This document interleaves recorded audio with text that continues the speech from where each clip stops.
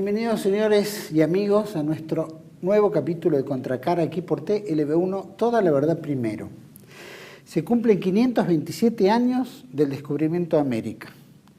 Se cumplen 527 años donde la Gran España funda nuestra América, genera imperios, genera virreinatos y nos da una lengua, nos da una cultura, nos da una religión.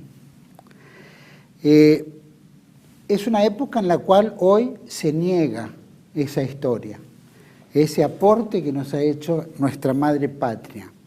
La única realidad es que nosotros tenemos una nación unida y forjada en esos intereses que viene desde la California hasta Tierra del Fuego. En la Argentina, por lo menos hasta 1992, el 12 de octubre se lo denominaba como el Día de la Raza. Reconocíamos en la raza hispano-criolla. Entendíamos ese encuentro que había dado la estirpe de lo que somos. Y eso se había denominado en 1992, a los 500 años, como el encuentro de dos mundos. Sin duda, posterior a 1992, ya empieza una época de, llamémoslo, de alteración cultural. Y en esa alteración existe lo que nosotros podríamos denominar una especie de marxismo que se instala en nuestra cultura. Pasamos a una especie de socialdemocracia, tanto marxista o de izquierda en lo cultural, pero capitalista en lo económico. Muy gramsciano, llamémoslo de alguna manera. Pero que en el 2015, ese encuentro entre dos mundos, o Día de la Raza, se transforma en el Día del Respeto a la Diversidad Cultural. Lo mismo ocurre en la Argentina como en muchos países hermanos. Hemos hecho otro Contracara en el cual analizamos todo esto de diferentes ópticas por compañeros y camaradas de diferentes países que justamente nos unimos en una misma lengua, explicando y expresando lo que sentimos y lo que la reflexión nos trae a este día clave en el cual reivindicamos nuestra raza, nuestra cultura, nuestra religión, ¿no es cierto?, y nuestro idioma. Hoy vamos a profundizar un poquito más en todo esto.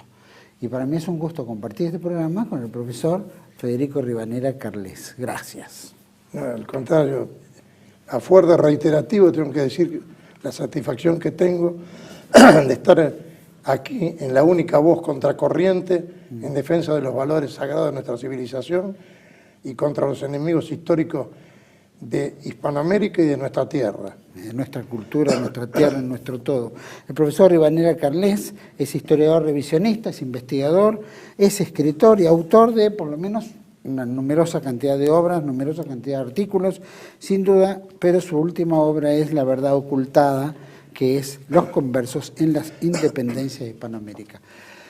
Profesor, si nosotros tuviéramos que evaluar, nosotros 527 años no es poca cosa, y una cultura que permanece intacta, que vemos, ¿no es cierto?, un común denominador entre todos nuestros países, pero que también hay una leyenda negra que empieza a devastar todo esto y trata de aminorar o destruir ese esfuerzo colectivo que se ha hecho de España en América y América entre nosotros. ¿Qué reflexión podríamos hacer así? No cortante, sino ampliada a todo el tiempo que disponga de estos 527 años de aporte en todo aspecto, viendo también que nuestra madre patria está en decadencia, ¿no es cierto? Pero bueno, en la América todavía tiene mucho para aportar. Para que pueda hablar al respecto, me parece importante analizar lo que está sucediendo con el cambio de Día de la Raza o Día de la Hispanidad. Sí. En primer lugar, señalar que el Día de la Raza tenía el concepto que usted analizó, que no se circunscribía meramente a la raza española, sino que incluía también en la práctica a los pueblos mestizos hispanoamericanos.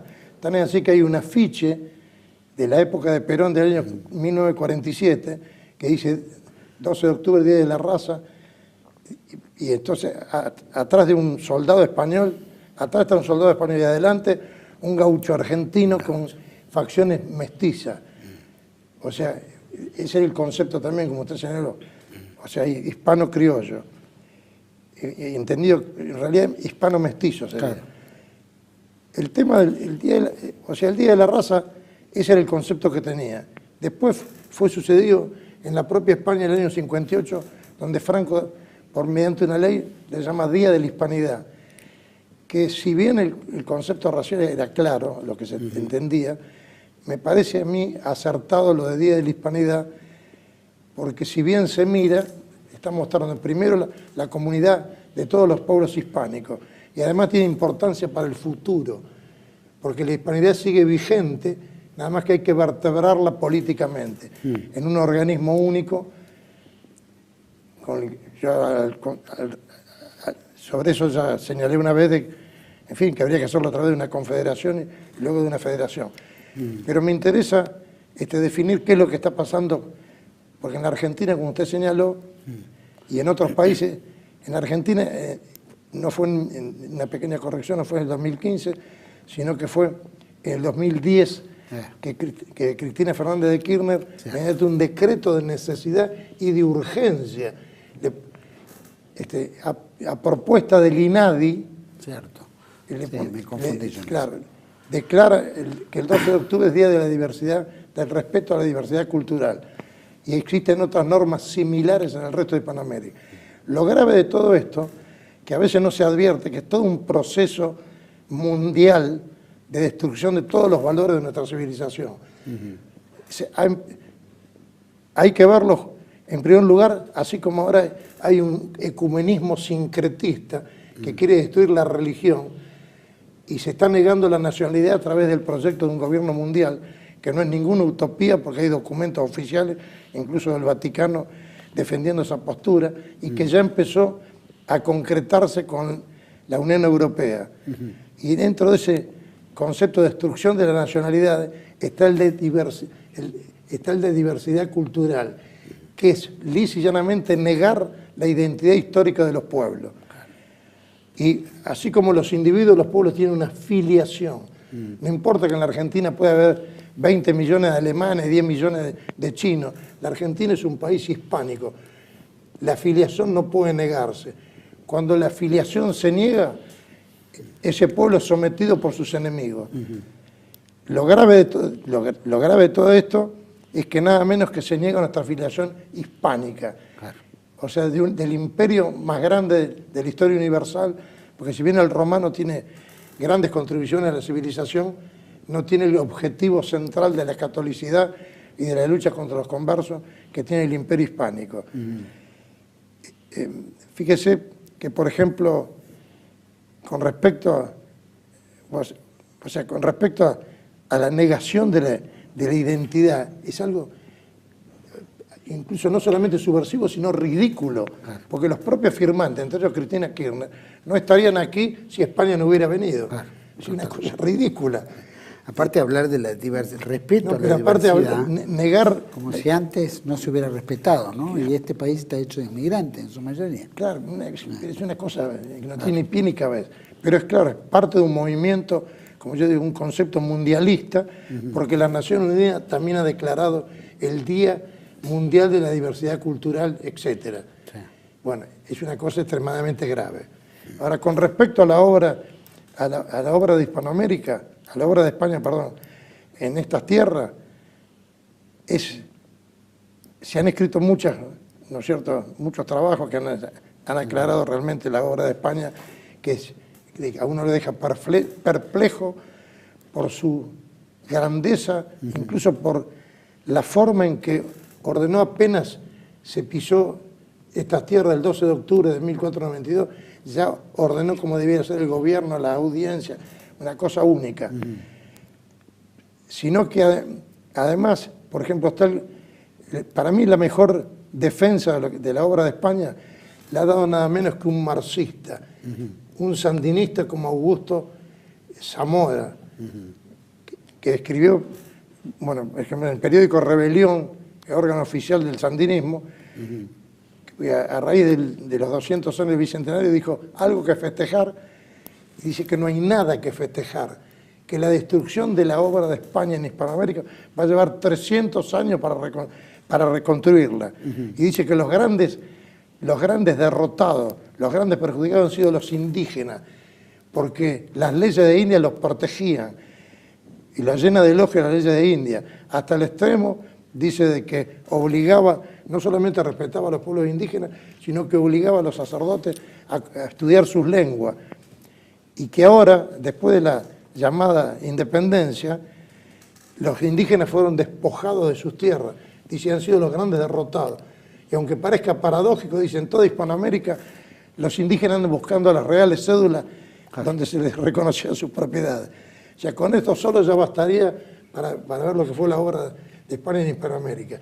Pero nos quieren presentar los autores de la leyenda negra, que como yo dije, es feo un poco citarse a sí mismo, pero en mi obra, Los conversos en las Indias, la historia de la leyenda negra, yo señalo que lo que se quiere ocultar es la historia negra del colonialismo inglés. Que ellos fueron, las atrocidades que ellos le adjudican a España, las hicieron ellos multiplicadas por 100.000. Y la obra de España ha sido realmente encomiable. Porque fíjese que acá nos quieren presentar como una especie de paraíso terrenal, como unas tierras bucólicas donde se desarrollaba una civilización altísima, cuando acá lo que había era guerras de exterminio entre las distintas tribus. No solamente de exterminio, canibalismo, sacrificio a los dioses de niños y jóvenes, incesto, homosexualidad, o sea, un primitivismo y una barbarie que España vino a terminar con esas monstruosidades.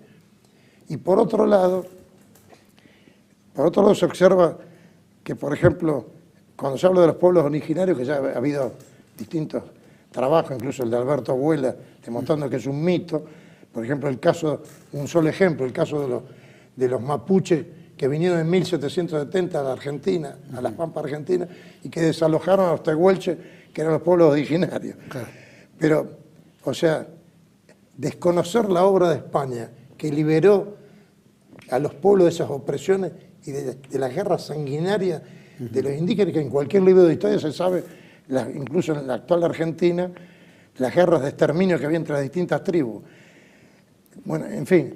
Bueno, llega justo, los españoles, era una época de decadencia en el mundo tanto azteca como maya, como inca, etcétera, ¿no?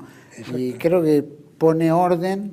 Hay un libro de Cristian Rodrigo Turralde, al menos, que se dice la conquista de América es el fin de la barbarie, el comienzo de la civilización, ¿no es cierto? Porque gracias a la hispanidad es lo que rescata esos valores y el respeto humano, ¿no? También, que de alguna manera, a través del sacrificio y tantas cosas que ocurrían, era terrible. Exactamente, sí. Una obra realmente de liberación de los pueblos indígenas, ¿no es cierto? No solamente les llevó la medicina, les llevó la fe católica, la cultura, les dio pueblos comunitarios, de propiedad comunitaria. O sea, y que incluso impedía a los españoles vivir y tener y visitar esos pueblos. O sea, es una obra realmente extraordinaria. Se han escrito al respecto mucho, y el mejor resultado es ver actualmente que América es fundamentalmente mestiza. Eso demuestra que los españoles preservaron a los indígenas. Al revés de Estados Unidos, que prácticamente no hay indios, y ni hablar de Nueva Zelanda y Australia, donde no quedó ninguno, porque los ingleses los exterminaron. Al respecto, habría que analizar brevemente cómo fue la colonización en Estados Unidos, que mucho no se conoce, se sabe sí que los maltrataron, pero se llegó a un extremo. Yo lo estudié en la judaización del cristianismo cuando estudié el puritanismo, que el puritanismo se caracterizaba por la profunda judaización. Por ejemplo, en Massachusetts, Plymouth y Connecticut regían las leyes mosaicas. Ahora bien, es importante lo que le digo porque la consecuencia fue que ellos consideraban a los indios los cananeos, que se oponían al pueblo de Dios y por eso había que exterminarlo. O sea, es decir, la masacre de indígenas en nombre del pueblo santo, que eran los puritanos, no tiene nombre. Fíjense que, por ejemplo, no hay ninguna norma en Inglaterra que diga que hay que evangelizar, aunque sea en el protestantismo, a los indígenas. Prácticamente, felizmente, no se los evangelizó de esa manera. Pero lo único que había era el saqueo constante, a diferencia de España. O sea, realmente fue un colonialismo monstruoso que contrasta absolutamente con lo que fue España. España lo que tuvo, sí, es el problema que después le cedo a usted que me haga algunas preguntas, pero sí, que después veremos el tema de los conversos que estaban en el interior del Imperio Español, porque bueno, que trataron de sabotear en todo momento la obra de España. Y vemos de esta obra de España, porque siempre recordamos lo más importante de España, que es lo que se dejó, ¿no? Lo que hay. Cristóbal Colón cumple una función clave. A veces nos olvidamos de Colón. Hay parte de Colón en la cual se reivindica como un gran hombre, un gran almirante, sin duda hereditario su título, porque creo que hasta todavía existe un Cristóbal Colón hoy en día que es almirante en España. Y después, por otro lado, se lo toma como si fuera, decía de Mayet, que era un embustero. Como si fuera, ¿no? perdón. De Mayet. Jacques de Mayet decía que este Colón era una especie de embustero, ¿no? Que no era un hombre que jugaba bien las reglas. ¿Cuál es la postura de Colón en todo esto? ¿Colón tiene conciencia de lo que logra? ¿Tenía alguna idea de lo que iba a lograr? Colón, si bien más allá de que él creía que llegaba a las Indias y llegó al Nuevo Mundo, bueno, hay una documentación que yo recogí ya en los conversos en las Indias, que Colón tenía como objetivo apoderarse de las Indias. Toda la literatura a favor de Colón como un caballero español se ha derrumbado definitivamente. Yo no pensaba tocar este tema en este momento, porque quería darle más importancia a la obra de España. Pero resulta que hace muy poco, en el 2006, se descubrió la famosa pesquisa de Francisco de Bobadilla, donde demuestra lo que era Colón. No, de ninguna manera esto deteriora o perjudica la gran labor de España, sino que por el contrario demuestra lo que era la corona española, que tenía claros los objetivos sobre la América española. Sabemos todo que Colón, después del tercer viaje, fue preso, fue remitido a España, pero nunca se sabía realmente la causa. Pues en el 2006, en el archivo de Simancas se descubrió el proceso que le hizo Francisco, se llama la pesquisa de Francisco de Bobadilla, Colón.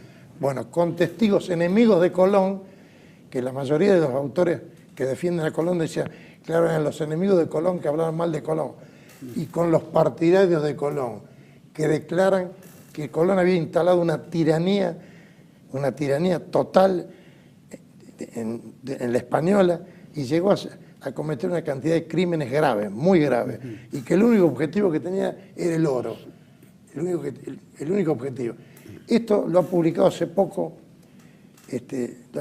muy poco, Consuelo Varela Bueno, que es una experta en Colón, y que entonces dice que ya no se le puede defender a Colón por lo que hizo, que ya no hay duda de que era una persona que tenía sus objetivos propios, pero además que hizo una tiranía, pero que realmente llama mucho la atención lo que hizo. De cualquier manera, Colón siempre tuvo objetivos propios. O sea, y tampoco es cierto que Sant'Angelo, el tesorero de Aragón, financió, como dicen los judíos, que financió la empresa de Colón. No, Sant'Angelo tomó dinero de las arcas españolas y se lo facilitó a Colón haciendo una defraudación. Eso ya ha sido demostrado hace años documentalmente. De cualquier manera, lo importante en lo de Colón, más allá de su capacidad de navegante y todas esas cosas, es cómo la corona reaccionó rápidamente cuando se le hacían denuncias de su mal gobierno. Uno de los problemas casualmente que tuvo España desde el primer momento es eso. Colón dice claramente en sus cartas y todo, he tenido sueños, está todo documentado. Sueños que dice que Dios, el Señor, me ha dado las Indias. O sea, a él se la dio, ¿no? La corona española. Y que Colón era converso, no hay ya ninguna duda. No era ni catalán, ni italiano, ni nada. Genovés, se suponía, ¿no? De cualquier manera, tampoco importa si antes de los españoles estuvieron los vikingos. Claro. Lo que vale es quién hizo la población, exactamente, la conquista y población. Y de ninguna manera afea es un factor negativo sobre España la conducta de Colón, porque al contrario demuestra cómo la corona castigaba cualquier desviación. Y uno de los problemas más graves era que él esclavizó a numerosos indígenas. Ya la primera vez que cuando él, en el primer viaje le dice a Isabel la Católica que aquí he traído estos indios que son muy buenos como esclavos. Isabel la Católica lo hizo analizar por los teólogos, le dijeron que no, que eran personas como las demás. Y entonces le reprendió severamente a Colón, pues dijo que son mis súbditos. Toda esta historia ya la hemos tratado en otro momento, pero brevemente le digo, la corona siempre se preocupó, nunca aceptó, al principio sí, después de la muerte de Isabel, se instalan las encomiendas, que lamentablemente los partidarios de la leyenda rosa, que tienen un concepto equivocado, que ven todo perfecto, precisamente la defensa de España y de su honor es aclarar las cosas. Las encomiendas le hizo el judío converso Alburquerque en 1514, cuando ya había muerto Isabel. Pero después Carlos V las elimina, las anula. Y por eso tiene la sublevación de Gonzalo Pizarro. Se le sublevó gran parte de Hispanoamérica. Y al final, bueno, lo mandó, como usted sabe, a la Gasca, que aplastó la rebelión, pero nunca anuló, suspendió, pero nunca anuló las leyes nuevas. O sea que España siempre estuvo claro, y Carlos V dijo que era insólito que los tuvieran como siervos, que eran súbditos de España. Bueno, el hecho de tener a los caciques como nobles, como hidalgos de solar conocido, les muestra la mentalidad que tenía España. Es inadmisible, no se puede ni comparar. Imaginemos que un inglés dijera que un cacique es un noble inglés. Pues, es algo incomprensible para un inglés. Sin duda. Perdón, lo que le quería decir, no quiero ser grosero, que son temas que a veces cuesta tratarlo en tan breve tiempo, porque lo que yo digo de Colón es una cosa que ya no hay discusiones, ya se aceptó por la documentación, pero a veces en un breve espacio de un programa, si son demasiadas cosas o desconocidas. Claro. No, por eso era más que nada una visión general, porque obviamente Colón es Colón, su esfuerzo es innegable, la evangelización viene con él, más allá de las ambiciones de él, pero después hay todo un andamiaje que está generado por tanto Isabel la Católica como Fernando de Aragón. O sea que nada se hubiera dado si doña Isabel y Fernando no hubieran apoyado este emprendimiento. Pero no muere todo en Colón, sin embargo vemos tanto los conquistadores, los adelantados, ¿no es cierto?, que han hecho una obra también extraordinaria que ha sido a la par de Colón, o posterior a Colón, obviamente, también con la cruz y la espada, ¿no? Eso es innegable. Y eso es lo que han dejado también como una enseñanza nuestra de una estirpe española que es de admirar, más allá de que después los pusilánimes de la historia contemporánea destruyan esa hidalguía que tenían los españoles, más allá de algunos conversos o no, pero la hidalguía que tenían muchos en el empeño que ponían en esta empresa. Es una obra extraordinaria, es una cosa que uno le llama la atención, o sea, la organización con la rapidez que crearon en el Nuevo Mundo, una organización igual a la de Europa. No fue una cosa perfectamente ordenada. O sea, llama mucho la atención, aparte de la creación inmediata de universidades. Exacto. Al revés de Estados Unidos, que no creó ninguna universidad. La preocupación por educar a los indígenas, por proteger la disciplina que le dio incluso a los indígenas. Porque cuando hablamos en el periodo de la mal llamada independencia, cómo los indígenas, la mejor prueba de la obra de España es que el grueso de los indígenas, mulatos y zambos, pasaban a España. Pero aparte los disciplinó. El alcoholismo estaba prohibido, la vagancia, cosas. En cambio ahora muchas de las cosas que vemos desgraciadamente en nuestros pueblos, uno dice cómo estos mismos pueblos en los que hace 200 años defendieron al rey. No, porque ha habido una obra de degradación, de inmoralidad, se perdieron los valores hispánicos. Y evidentemente la gran tarea es defender lo que nosotros somos, porque el enemigo es el que pone las cosas en su lugar. El colonialismo estadounidense, que es nuestro enemigo histórico, nos da el título glorioso de hispanos. Y eso no lo puede sacar nadie, porque no, por más que quieran hablar de diversidad cultural, nosotros somos hispanos o no somos nada. Incluso no se puede, el que quiera renegar, no puede renegar de su sangre, de su filiación. Lamentablemente hay unas olas de, ¿no es cierto?, de propagandas interminables, de demonización de los españoles. Y bueno, en fin, es decir, una cosa realmente... ¿Y eso implica que es la inmigración, tal vez, es la mezcla de tantas culturas, razas, culturas no, pero razas? Vinieron los ingleses, vinieron los polacos, los rusos, qué sé yo, hay tanta mezcla, tal vez posterior, que le da esta otra lavado de cara que deja a los españoles como si fueran perejiles, supongo. Y por una propaganda incesante, Argentina es el país menos hispánico de todos, en su forma de ser. Sí. Uno ve que todos los pueblos hispanoamericanos, hasta en la arquitectura, son hispánicos. Sí. En su forma de hablar. Lo ve en Colombia, lo ve en Perú. En cambio, acá ha habido todo. O sea, uno va por Buenos Aires, no hay arquitectura hispánica. Porque incluso la de San Telmo no es propiamente hispánica. Es portuguesa, lo han dicho especialistas, por los judíos conversos portugueses. Sí.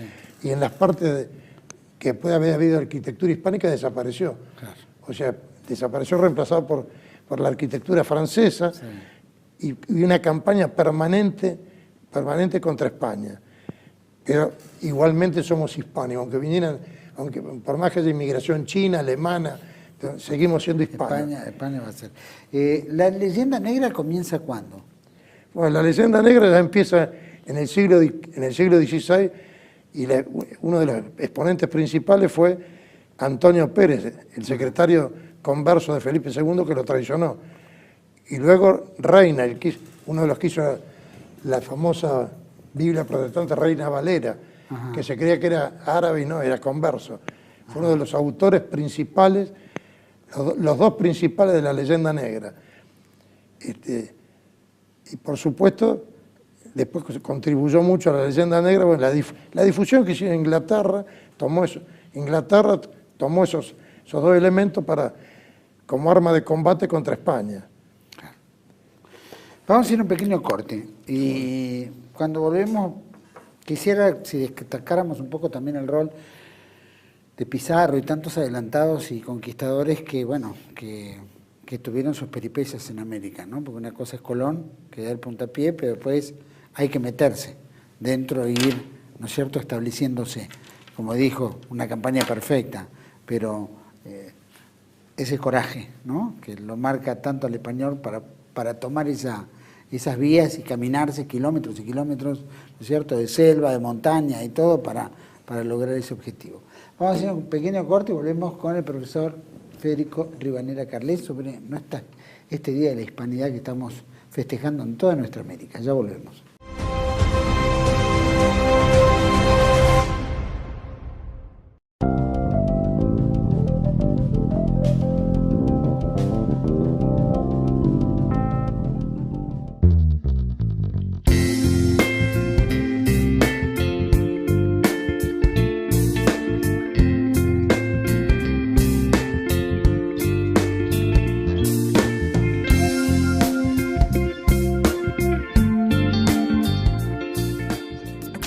Bienvenidos a CEPA, Centro de Estudios del Pensamiento Americano. Nuevo sitio web de cursos de formación en política, filosofía, historia, literatura, geopolítica, religión, psicología y más. Cursos de formación que reflejan el verdadero pensamiento americano. Lo invitamos a elegir el curso de su agrado ingresando en www.cepa.la.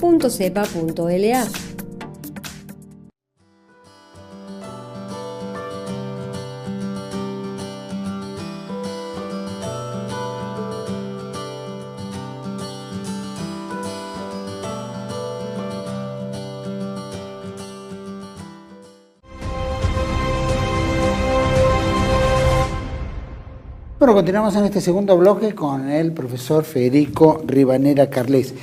Habíamos hablado un poco en el bloque anterior qué rol habían tenido también los adelantados, los conquistadores, lo que entendemos como tal que cuenta la historia española, o cuentan en nuestra historia.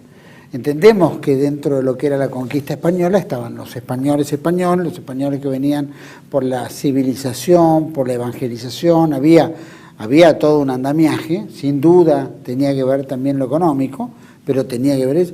Y después hay otra España, sin duda, que no es la España católica, es la España conversa, que en la España conversa tiene otros intereses dentro de esta gran campaña de conquista.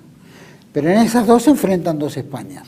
Dos Españas que el bocado es América. Y que de alguna manera vemos estos intereses contrapuestos, pero vemos vivos y vemos héroes también, ¿no? Entre villanos y héroes, que cumplen un rol en la América. Pero al mismo tiempo da pie a una historia que empieza a gestarse, que es la anti-España, ¿no?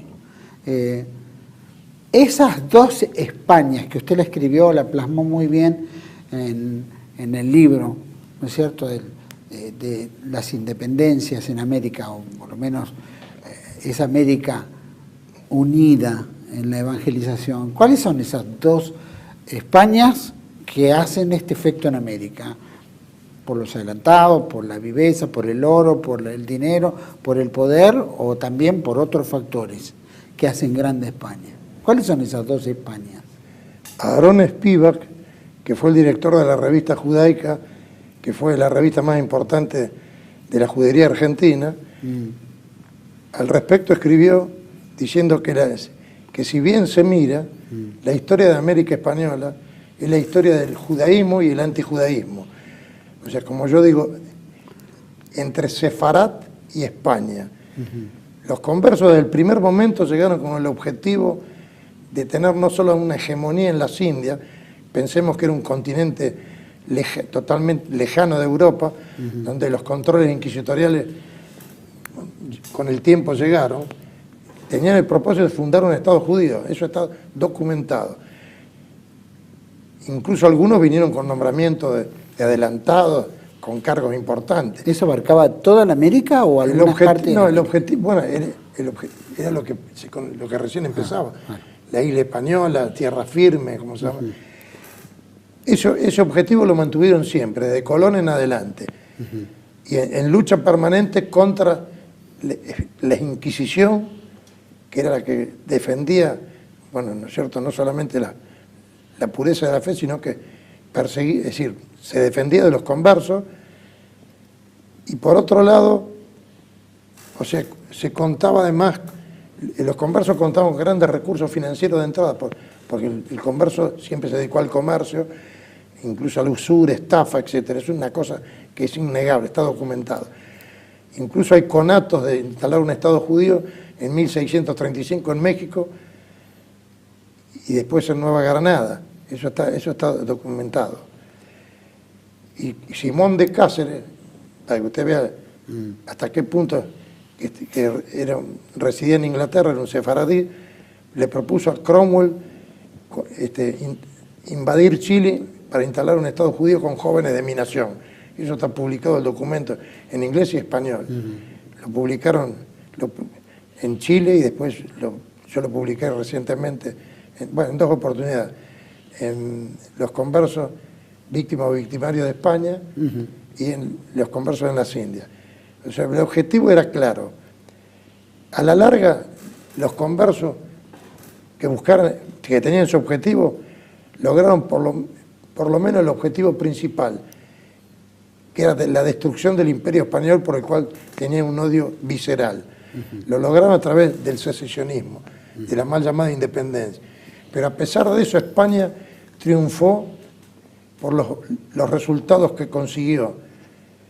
Consiguió unir a todo un continente en la fe católica, en la misma lengua y en la misma cultura. Y la hispanidad sigue viva. Ese es el triunfo de España. Porque, por ejemplo, el Imperio Romano, con los logros que ha tenido, sin embargo, desde el punto de vista político, pertenece a la arqueología histórica. Claro. En cambio, la hispanidad no. La hispanidad es una cosa, es la más poderosa del mundo. Lo que pasa es que no está organizada políticamente. Por ejemplo, Estados Unidos se engrandeció robando territorios, saqueando. En cambio, la hispanidad la formó España, y la formó de una manera que, pese a toda la propaganda en contra, sigue viva. Y todos los pueblos hispanoamericanos se definen a sí mismos como hispanos. En Estados Unidos, nuestro enemigo histórico, reitero, nos llama hispanos. O sea, esa es la herencia gloriosa de España. Como dijo Juan Montalvo, enemigo de España, secesionista y masón, todo lo bueno y noble nos viene de España, dijo. Y no hay nada que... Ese es el gran legado de España. Las universidades que todavía existen, como las universidades de Perú, todo, es una obra realmente extraordinaria. Y las sombras que puede haber y los errores que pueden haber no eran errores humanos, eran precisamente esa lucha constante entre sus enemigos interiores, que eran los conversos, ¿no es cierto?, contra los verdaderos españoles, contra los defensores de la fe católica y de la hispanidad. Era, sin duda, es un odio visceral que, bueno, luchan contra un Cristo y contra Cristo, ¿no? Los que lo defienden y los que lo atacan. Dentro de la América puede ser el ataque a España, más que nada suena más un ataque a la evangelización, de transformar a la América en anticristiana y anti-española per se, ¿no es cierto?, como forma parte del paquete. Sin embargo, las grandes obras, sin duda, son hechas muchos por la evangelización, ¿no?, por todos los monjes, todas las congregaciones que se sientan en América y que también hacen su parte en todo esto, que es el fundar las universidades, etc. ¿Cómo encajaban entre el paso amparado por Fernando de Aragón y Isabel de Castilla con la evangelización cristiana en América contra todos estos otros cuyo interés era el dinero y, bueno, se gestaban estos conflictos? Y la destrucción del Imperio Español. Ahora, la destrucción venía por los propios adelantados y conquistadores cuyo interés, o porque eran marranos, o porque su interés era el enriquecerse y servir a otro. Claro. El objetivo de los conversos siempre fue las dos cosas, el dinero y subversión. Ellos querían no solamente destruir el Imperio Español, sino lograr el poder político. O sea, directamente tener un Estado judío y oponerse a la obra de España. A la larga no pudieron instalar un Estado judío, pero sí lograron desmembrar y destruir al Imperio Español. Es un hecho indubitable. Y esto viene de lejos, porque ya en el 635, durante el gobierno de Écija, ya quería instalar un Estado judío en España. Y se lo impidió, y lo reconocen los propios judíos, como la Enciclopedia Judaica Castellana. O sea, ahora, con respecto a lo que usted me dice, ¿cómo encaja eso? Y bueno, le diría que ahí tendríamos que tratar un tema que no es posible tratarlo en 2 minutos. O sea que Isabel la Católica era una cosa y Fernando V era otra cosa, lo cual la mayoría de los que defienden la leyenda rosa los ponen a los dos en un pie de igualdad. No, Fernando V apenas se convierte en regente de España, porque muere, ¿no es cierto?, muere, en fin, Juana la Loca quedó ya con su mente alterada, no podía gobernar, se rodea de una camarilla conversa, y es la que explota las Indias, con López Conchillo como secretario de Indias. Entonces, ahí empieza, ahí se consagra por Albuquerque en 1514 el repartimiento de las encomiendas, y con Pasamonte, que era su cómplice en Hispanoamérica. Todo eso está muy documentado, y solamente desaparece esa preeminencia cuando asume Carlos V. Al principio no, porque era muy joven, pero después terminó con la camarilla que dirigió a las Indias durante años, en perjuicio en perjuicio de los intereses verdaderos de la corona española y realmente cometiendo atropellos con los indios. Con Carlos V cambia y con Felipe II ni hablar. ¿Carlos V qué hace? Interviene en todos los virreinatos. Interviene y echa toda esa camarilla que dirigía las Indias con el obispo Fonseca. Incluso le digo más, es bastante complicado en algunos aspectos, porque dentro de los propios conversos había un enfrentamiento entre los que seguían a Colón y al obispo Fonseca, estaban enfrentados entre ellos, cosa que a veces sucede, como pasaba con el obispo Vitoria en Tucumán y Lerma. Los dos eran conversos y Vitoria le decía converso, miserable, porque es típico de los conversos acusar al otro de converso. Pero de cualquier manera,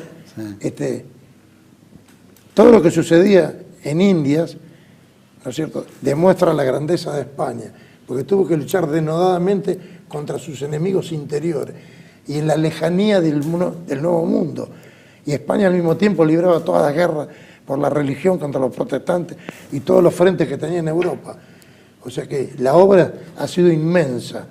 Por eso, lo que pasa es que uno tiene que, en defensa del honor de España, no puede decir, era una maravilla, era todo perfecto, y los encomenderos eran santos, los adelantados eran héroes. No, hubo sacerdotes miserables, renegados, que venían a Hispanoamérica y que, por ejemplo, en Asunción se hablaba del paraíso de Mahoma.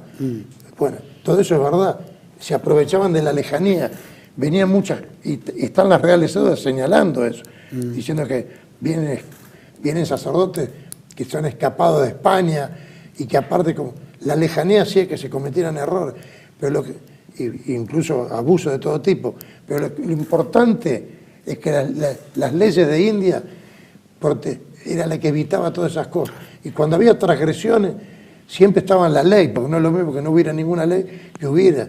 ¿Era más benévola la ley con el indígena?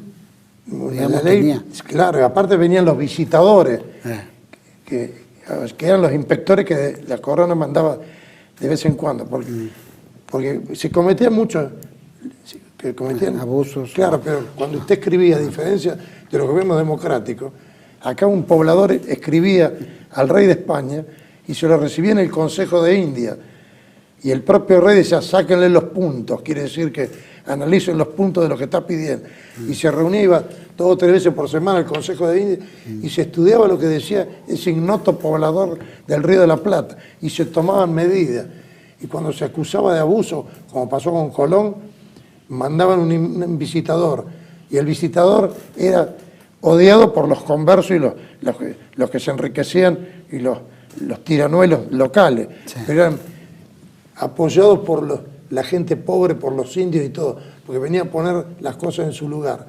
A veces no se podían arreglar, pero muchas veces se ponían las cosas, o sea, se subsanaban, ¿no es cierto?, se resolvían los conflictos y se castigaba a los delincuentes.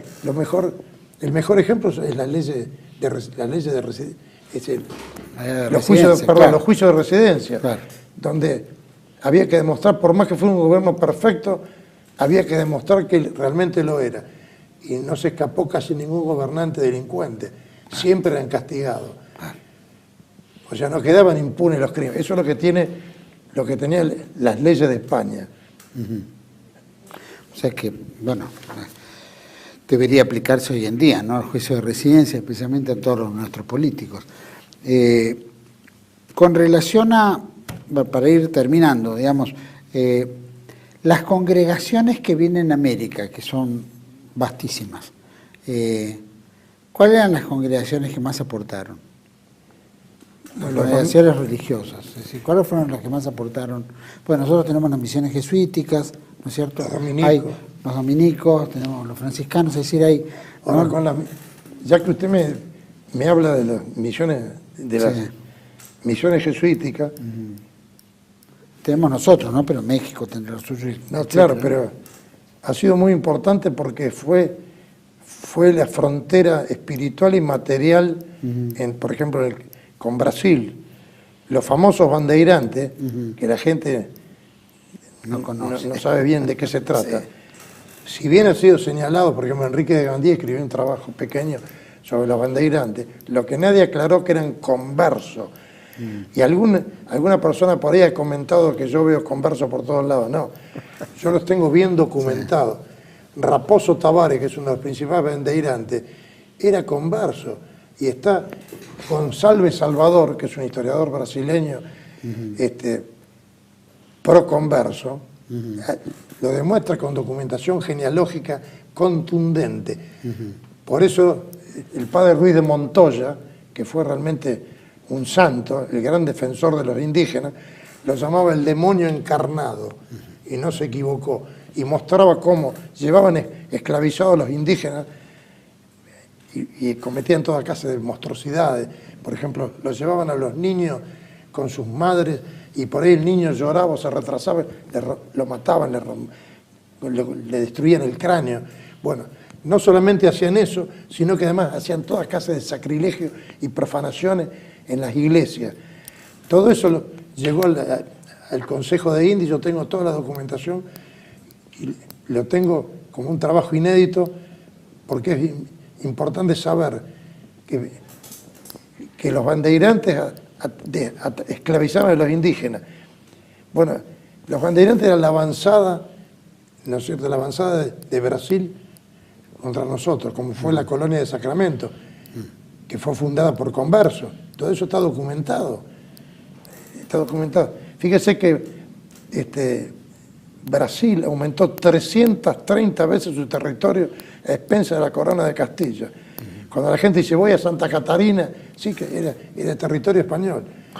Pero los conversos estaban en la avanzada contra España. Si bien los conversos, por supuesto, odiaban a los portugueses, no los amaban, los odiaban igual que los españoles. Pero es un error cuando se habla de la unidad de Iberoamérica. Después de la batalla de Aljubarrota, el año 1390, Portugal siempre estuvo con una animosidad y un odio a España muy grande. Bueno, eran muy pegados a los ingleses, si no tengo... Bueno, siempre fue un instrumento de Inglaterra. Pero incluso cuando se produjo la unificación de las dos coronas, de 1580 a 1640, fue una excepción. En fin.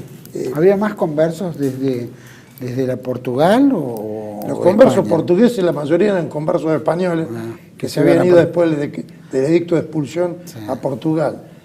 Ahora, como se trata de hechos desconocidos, llama la atención, pero por ejemplo, lo que le digo, los bandeirantes eran todos conversos, pero está documentado porque la Inquisición, si bien en Brasil no se instaló, hubo visitas de la Inquisición, y entonces la gente declaraba quién era converso, y están todos ellos. En fin, podría hablarle de mil cosas, hasta el que hizo el máxima figura de la independencia brasileña, Tiradentes, era también converso. ¿Se da cuenta? Están en todos lados. El comercio negro, ¿eso se da por conversos? ¿O la esclavitud? Obviamente el comercio negro. Claro, casualmente Juan Pablo II, la vez pasada, bueno, hace unos años atacó a España por haber hecho el tráfico de esclavos. Resulta que el tráfico de esclavos lo hicieron los conversos portugueses y está documentado con nombre y apellido. Los asientos están documentados. Incluso hay Enriqueta Vila Vilar, que es una historiadora española, le dedicó un trabajo a la trata de esclavos y ella misma analiza claramente y dice, son conversos y los que ella no se le escaparon a ella, yo los investigué, y los conversos monopolizaban el tráfico de esclavos. Eso lo reconocen los propios judíos. Siempre han hecho el tráfico de esclavos. O sea, pero está documentado, porque lo importante de la historia española, que todas las cosas se documentaban. Entonces ahí no hay duda, no es que uno dice, sí, fueron los conversos, los que tenían el tráfico de... No se sabe. Primer asiento tal año. Va Escoutinho, dice quién es, que es negrero, que es judaizante, y cuando la Inquisición intervino y descubrió lo que se llamó la complicidad grande en México, era un término que se usaba entonces, que era una conspiración de los conversos. Eran todos, para que usted tenga una idea, Bautista Pérez, que era el jefe de los conversos, aparecía como un católico extraordinario. La mujer llevaba, en fin, hacía todas las novenas, en fin, un catolicismo aparente. algunos hasta llevaban cilicios para demostrar su catolicismo. Bueno, eran negreros, judaizantes y negreros. O sea, el tráfico de negros está monopolizado, pero está... Bueno, yo en mis trabajos también lo señalé detalladamente. O sea, no, todo lo que se critica, parte de la leyenda negra, es cierto en el sentido cuando dice explotaban a los negros, sí, pero no lo explotaban los españoles, eran los conversos. O sea, eso hay que señalarlo, porque si no, uno comete el error de hacer una defensa. ¿Cuál es el grado de, digamos, de abuso mayor sobre los negros indígenas dentro de lo que es el mundo este? Que obviamente deben haber sido los más explotadores, los conversos, como lo demuestran en el comercio, etcétera. Si tuviéramos que armar en la América, ¿dónde fue el mayor grado, digamos, de, llamémoslo, abuso? Por parte de yo le diría que esclavitud, etcétera. Le diría que en todos lados, pero le digo con conocimiento. Sí, sí. Pero nunca eran los españoles los que cometieron esas cosas. La mejor prueba de lo que yo digo es cómo cuando se produce el secesionismo, el separatismo, en la mayoría de los negros, mulatos e indios estaban con España. Eso no hay ninguna duda. Por eso Augusto Zamora dice, el gran derrotado con la independencia fueron los indígenas. Y eso es una realidad. O sea, tenían claro, la población tenía claro que no era la corona la que explotaba a los indígenas. Incluso las mentiras que decir que España se enriquecía con el oro que enviaban de acá. España tenía déficit por sostener, a pesar de que el oro iba para allá, había déficit para sostener las gobernaciones, corregimientos, sí, las universidades. O sea, lo que pasa es que la leyenda negra es tan grande y se repite machaconamente, ¿no es cierto? Entonces los españoles aparecen como explotadores de los indios, todo una mentira. Es como la Inquisición. La Inquisición no era un negocio. Por ejemplo, Juan Vázquez Miguel, que es un experto en Inquisición, en su libro Inquisición y Criptojudaísmo, compró lo del embajador israelí, que dice que es un libro serio, extremadamente documentado. Demuestra que la Inquisición nunca fue un negocio rentable, que siempre dio pérdida. Como también cuenta, y le digo de paso, que en la Inquisición se comía mucho mejor que en las cárceles públicas.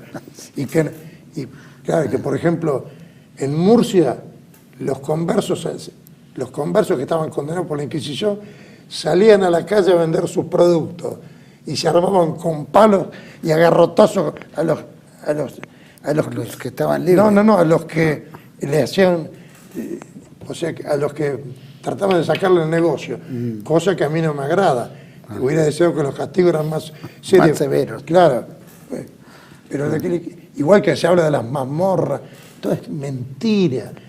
Primero, la Inquisición no aceptaba el testimonio de un enemigo del procesado. Y por otro lado, tenían todas las garantías en el proceso. Lo que pasa es que, igual cuando dice la Inquisición mató 15 millones de mentiras. Verás que Miguel dice que la Inquisición en 350 años ejecutó a 4.500 personas. Y el embajador israelí dice que está muy documentado, es un libro inobjetable. Así se escribe la historia, porque la Inquisición también forma parte de la supuesta monstruosidad española. En cambio, nadie habla de la persecución de las brujas en Estados Unidos por medio de los puritanos, que mataban a cientos de personas, hicieron una verdadera masacre. Fueron terribles, eso sí que fueron criminales de verdad. Para ir cerrando, mi última pregunta. Cuando usted se refiere a los conversos, sean quienes sean, conquistadores, ¿se está hablando de un converso de una generación, 2 generaciones, 3 generaciones?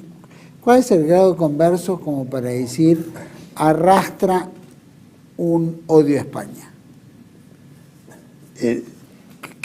No le voy a decir yo... No le voy a dar yo una opinión, sino le voy a decir lo que formalmente España sostenía al respecto. Tenía que ser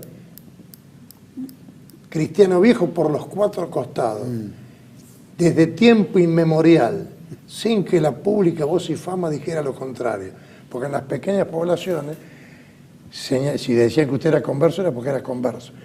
O sea, pero el fenómeno converso no es un antecesor converso hace 500 años, sino que, aunque se consideraba converso a la persona que tuviera un antecesor, la gravedad del fenómeno converso es el casamiento endogámico permanente. O sea, que se casan entre conversos. Y eso se ve actualmente incluso, por ejemplo, cuando yo analizo, no queda muy bien que uno siempre se esté señalando de sí mismo. Pero cuando yo en mi libro, La historia oculta, analizo, por ejemplo, lo que pasa en Chile, cuando usted ve que alguna familia de 16 miembros, 15 tienen nombre judío, Araón, Zabulón, Moisés, Abraham. Entonces, claro, entonces cuando usted ve otro Zorobabel, nombre totalmente judío, y cuando se casan precisamente familias conversas, permanentes, esa es la gravedad del fenómeno. Son los casamientos endogámicos, que se han casado hasta un extremo que llama la atención, entre primos hermanos, pero no como una excepción, porque también van a decir algunos, sí, pero entre la aristocracia eso sucedía, sí, pero no en el grado de los conversos, que se casa el suegro con la nuera. ¿Eso era por la dote? No, sí, era por la dote, para que no se vaya la guita. Por eso. Se casan, entre ellos no hay ninguna barrera. No hay ninguna barrera. Pero es una endogamia que llama la atención. Sí. Dice que es casi incestuosa, como dice un historiador partidario de los conversos. Bueno, así que para definir bien el fenómeno converso es eso. No es tanto un antecesor aislado hace 500 años, sino la permanencia de los casamientos endogámicos. Que eso se observa ahora mismo. Usted, por ejemplo, analiza en Venezuela los Maduros, que son conversos. Maduro no es un obrero metalúrgico, pertenece a una familia importante, y él dijo, mi abuelo era judío, dijo. Sí. Bueno, Capriles, los Capriles también son conversos, y siempre se casa Curiel con Capriles, con los Maduros. Pasa lo mismo en la Argentina, pasa en Uruguay, pasa en todos lados. O sea, esa es la permanencia de los casamientos endogámicos. Y ahí viene el odio permanente que viene contra España, porque España es la catolicidad. Es así. O sea, no lo es hoy. ¿Cómo? No lo es tanto hoy como lo fue. Pero el odio es permanente. Casualmente. El odio es permanente. O sea, es una cuestión ancestral. Don Federico, gracias por haber compartido este programa. Creo que ameritaba que hiciéramos algo también sobre esta temática, especialmente en esta fecha. Nuestro reconocimiento siempre a España es grande por todo lo que nos ha dado, y sin duda somos una nación, aunque estemos divididos políticamente entre repúblicas, pero tenemos una nación, que es un solo pueblo, ¿no? Casualmente quisiera hacer una breve acotación. Sí. Una de las personas que en el último, que hizo ¿Un comentario? No, exactamente, hizo un comentario, iba a decir, hizo una vista, o sea, un comentario, dice, el lugar de España, es un liberal que escribe eso, dice, el lugar de España no está en Hispanoamérica, sino en Europa. Como queriendo decir que España es europea y no hispanoamericana. Eso es un disparate. Lo que nosotros estamos diciendo, España por supuesto es europea como la cultura que nos dio a nosotros. Pero lo que nosotros hablamos de que España no tiene nada que hacer en ninguna construcción política en Europa. Que el destino de España y la potencia futura de España es con Hispanoamérica. Que es algo natural. O sea, la madre con sus hijos es algo que no se puede borrar. Lo que pasa es que precisamente se quiso quebrar eso. Bueno, en España está viviendo las consecuencias, lo que vive la España actual, que se está desintegrando, es la consecuencia de la pérdida del imperio. Bueno, es el mundo moderno donde el poder, ¿no es cierto?, empieza a jugar globalmente y denosta a algunos y levanta a otros y forma parte de este juego del poder del hoy, ¿no? Exactamente. Gracias, don Federico, gracias Rivadeneira Carles por el aporte que ha hecho a este programa y a este canal. Así que no faltará momento que volvamos a reencontrarnos. Perfecto. Bueno. Muchas gracias. Bueno, quiero agradecerles, por supuesto, como decíamos en el programa, España o Hispanoamérica es una, ¿no? Cuando hablamos de la nación argentina, la nación peruana, nosotros somos toda una nación, la nación hispánica. Hablamos la misma lengua, tenemos la misma cultura, la misma religión, compartimos idiosincrasias comunes, estamos emparentados también. Muchos de los que han ido en varios países han bajado y nos hemos mezclado también entre nosotros, lo que hace a una nación fuerte, ¿no es cierto? Y eso es lo que es la hispanidad. 527 años que todavía no lo pudieron hacer desaparecer. Generaron repúblicas, ¿no es cierto? Esto es lo que hace a la masonería, lo que hace al interés de la lucha contra España, borrar a España, borrar la cristiandad, borrar la cultura, no han podido y dudo que lo vayan a poder, porque creo que el siglo XXI es el siglo de América. Creo que lo que dio Europa, como decía un poco Alberto Buello, y lo insisto en repetir, es una naranja exprimida, no tiene mucho para dar. Pero sí América, que somos los hijos de ellos, tenemos todo el camino por delante.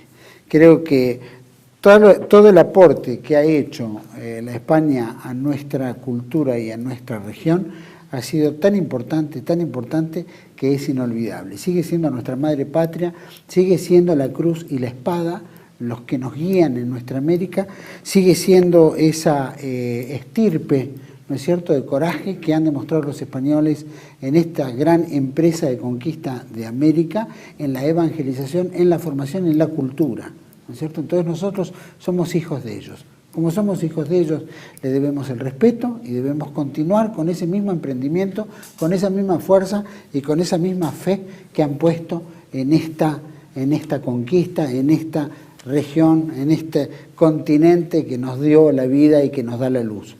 Seguiremos luchando y ese es nuestro rol y esperamos que algún día todas estas divisiones que tenemos entre países se vuelvan una sola nación. Y esa sola nación haga el poder real que debe ejercer la hispanidad en el mundo actual, del hoy. Así que... Quisiera agregar, por favor, que parafraseando al Dante, sí, estos pueblos no conocerán la paz y la grandeza hasta que el imperio hispánico no sea reconstruido, que puede ser reconstruido con los métodos modernos de primero una confederación y después una federación. El imperio hispánico renacerá. Y así será. Viva España, viva América, viva Argentina. Gracias, don Federico. Los espero en otra entrega de Contracara, aquí por TLB1, toda la verdad primero. Gracias. Bueno, quedamos así. Bueno, feliz.